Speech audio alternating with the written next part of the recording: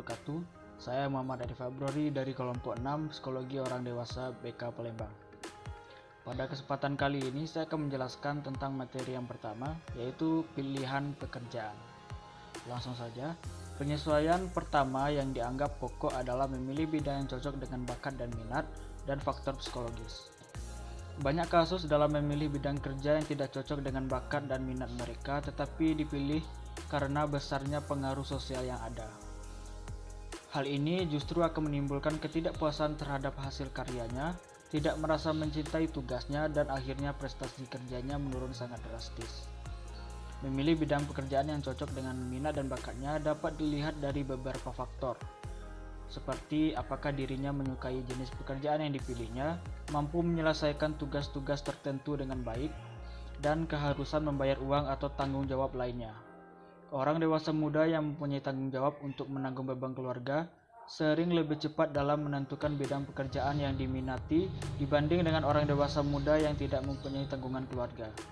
Seberapa jauh tingkat kemantapan pemilihan jurusan bagi seseorang bergantung pada 3 faktor, yaitu pengalaman kerja, daya tarik pribadi terhadap pekerjaan, dan nilai yang terkandung pada pekerjaan yang dipilih. Orang dewasa yang mempunyai cukup pengalaman kerja dapat memperoleh kepuasan yang jauh lebih sesuai dengan pekerjaan yang dipilih dibanding dengan mereka yang kurang mempunyai pengalaman kerja. Bahkan pengalaman kerja sambilan yang diperoleh pada waktu seseorang masih sekolah di tingkat SMA ataupun perguruan tinggi dapat digunakan seseorang untuk menilai jenis pekerjaan yang dianggap cocok dari berbagai alternatif pekerjaan yang tersedia demi hari ke depan kelak.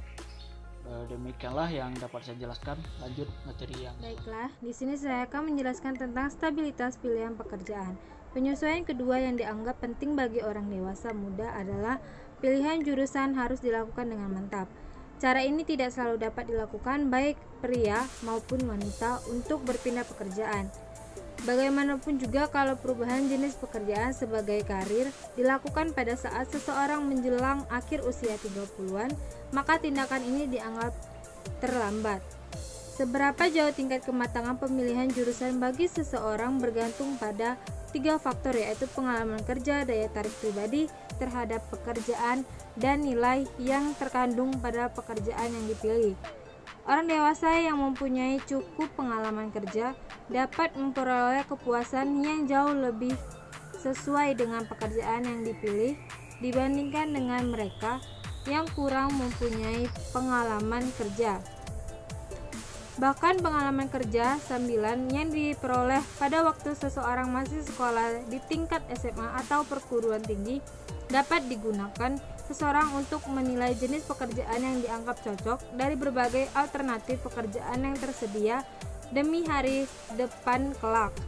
Apabila seseorang memilih jenis pekerjaan yang berhubungan dengan keterampilan pribadi yang tercermin dalam jurusan yang diambil dalam tingkat SMA atau akademis atau pilihannya terhadap kegiatan ekstrakurikuler, biasanya mereka lebih merasa puas dengan keputusannya dibandingkan dengan pilihan yang tidak atau kurang dengan minat dan seleranya.